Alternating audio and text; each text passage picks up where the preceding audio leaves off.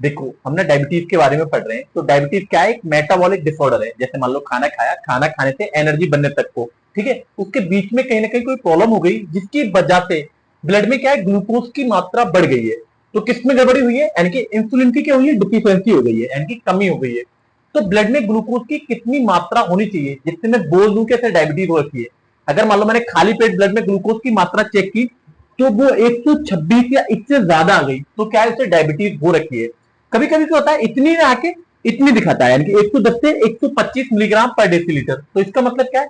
इसको बोलते हैं, जैसे मान लो, अगर मान लो उसने सुधार नहीं किया अपने लाइफस्टाइल में, यानी कि ग्लूकोज की मात्रा कम ना खाई, ज्यादा नहीं चला, तो क्या है, इन फ्यूचर उसको क्या है, डायबिटीज हो सकती है। तो इसको हम क्या बोलते हैं? इम्पेयर्ड ग्लूकोज टॉलरेंस बोलते हैं। अब कभी कभी क्या होता है, पेशेंट क्या होता है, खाना खा के आता है, तो अब अगर ब्लड में ग्लूकोज की मात्रा मैं चेक कराऊं और वो 200 मिलीग्राम पर डेसीलीटर, यानी कि इससे ज्यादा आ जाए, तो क्या है, उसको मैं कह सकता हूं कि डायबिटीज हो गई है। और कभी कभी क्या होता है, ये ना आके इतनी आ जाती है, यानी कि 140 से 190, यानी कि खाना खाने के बाद 99। तो इसको भी क्या होता है, इम्पेयर्ड ग्लूकोज टॉलरेंस बोलते हैं। या मान लो फ्यूचर में उसने अपनी लाइफस्टाइल को सुधार नहीं किया, तो उसको क्या है, डायबिटीज हो सकती है। तो हम उससे बोलते हैं कि आप थोड़ा चला करें।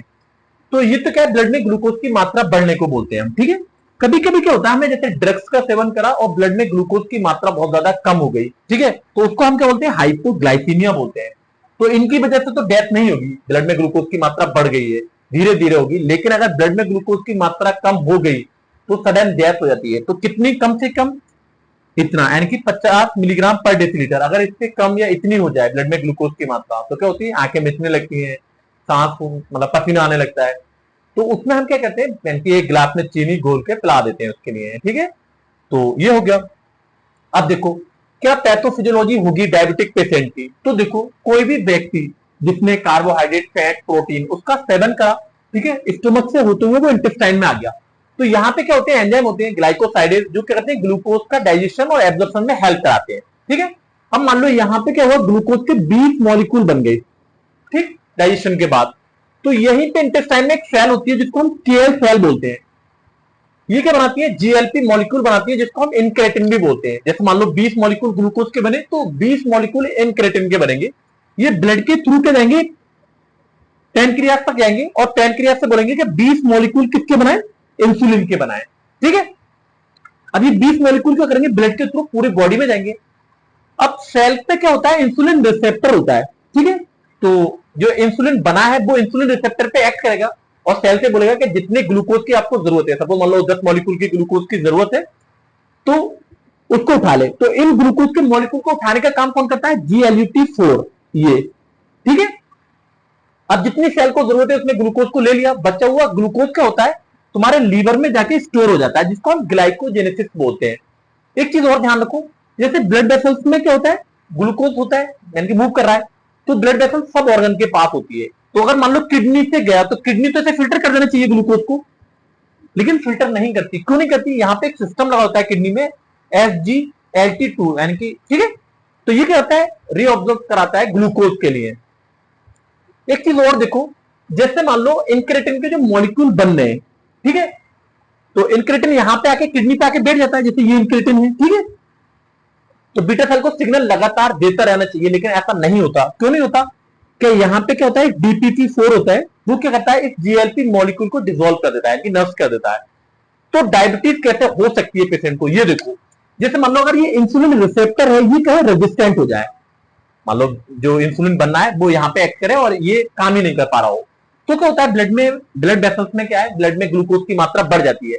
या मान लो ये जो मॉलिक्यूल है इसमें कोई जेनेटिक डिफेक्ट हो, तो क्या होगा, ये सिग्नल तो देगा, लेकिन ये क्या है, उठा नहीं पाएगा ग्लूकोज के मॉलिक्यूल को, ठीक है। या फिर जो बीटा सेल है इसमें कोई प्रॉब्लम हो जाए, यानी कि ये डैमेज हो जाए, या प्रॉपर इंसुलिन का फॉर्मेशन ना कर पा रही हो, तो देखो, तो इसकी वजह से क्या होगा, ब्लड में ग्लूकोज की मात्रा बढ़ेगी। अब देखो, मैं कहां कहां ड्रग्स का यूज कर सकता हूं, पैथोफिजियोलॉजी क्यों पढ़ी, ताकि मैं पता कर सकूं कहां कहां ड्रग्स का सेवन कर सकते हैं। जैसे ग्लाइकोसाइडेज क्या करता है, ग्लूकोज का डाइजेशन एब्जॉर्प्शन कराता है, तो मैं क्या करूं, इसका इनिबिटर यूज करूं, यानी ग्लाइकोसाइडेज इनिबिटर, जैसे एक कार्बोज जो होता है, तो उसकी हम फुल डिटेल पढ़ेंगे, यानी कि कितनी डोज देनी चाहिए, ठीक है, फिर हम बता दे रहे हैं यहाँ पे। या जैसे मान लो जो इंसुलिन रिसेप्टर की एक्टिविटी को बढ़ाने वाली भी ड्रग्स आती हैं, जैसे पायोग्लिटाजोन है, रोजिग्लिटाजोन है, ठीक है। तो मैं क्या करूं, इंसुलिन रिसेप्टर की एक्टिविटी को बढ़ाता हूं। क्या होता है, कभी कभी जैसे यानी कि ब्लड वेसल में तो ग्लूकोज मूव कर रहा है, लेकिन सेल के अंदर नहीं जा रहा, तो ब्रेन क्या करता है, ग्लाइकोनियोजेनेसिस कराता है, यानी कि इससे बोलता है लीवर से जो ग्लूकोज तुमने स्टोर कर रखा है उसको यानी ब्लड वेसल्स के अंदर डाल दो। तो इसको रोकने के लिए जैसे मेटफॉर्मिन ड्रग्स आती है वो यहीं पे एक्ट करती है लीवर पे, यानी कि ठीक। और क्या हो, जैसे ये क्या कर रहा है, जी एब्जॉर्ब करा रहा है ग्लूकोज का, तो मैं क्या करूं, इसका इनहिबिटर यूज कर लूं, जैसे इम्पाग्लूफ्लोजन होता है, ठीक। या जो बीटा सेल है, बीटा सेल इंसुलिन का फॉर्मेशन करा रही है, तो मैं क्या करूं, इस पे एक्ट करने वाली, बीटा सेल पे एक्ट करने वाली ड्रग्स का यूज कर लूं, जैसे ग्लिम्प्राइड वगैरह जो ड्रग्स होती है वो यहीं पे एक्ट करती हैं। जीएलपी मॉलिक्यूल का एनालॉग यूज कर लूं, जैसे लीराग्लूटाइड होता है। तो हम हर ड्रग की फुल डिटेल पढ़ेंगे, यानी कि कितनी डोज देनी चाहिए, ठीक है, या मान लो माइल्ड पेशेंट आ गया तो कौन कौन सी ड्रग्स को मिला के हमें यूज करना चाहिए, या मॉडरेट है या सीवियर कंडीशन है, और इंसुलिन के हम कितनी डोज का सेवन कर सकते हैं। तो ये पैथोफिजियोलॉजी है, ठीक है। इसके बाद हम टाइप सिम्टम्स वगैरह पढ़ेंगे, और फिर इन्वेस्टिगेशन हम क्या क्या करा सकते हैं, और फिर हम उसका ड्रग्स का यानी कि फुल डिटेल पढ़ेंगे ड्रग्स की। तो इसको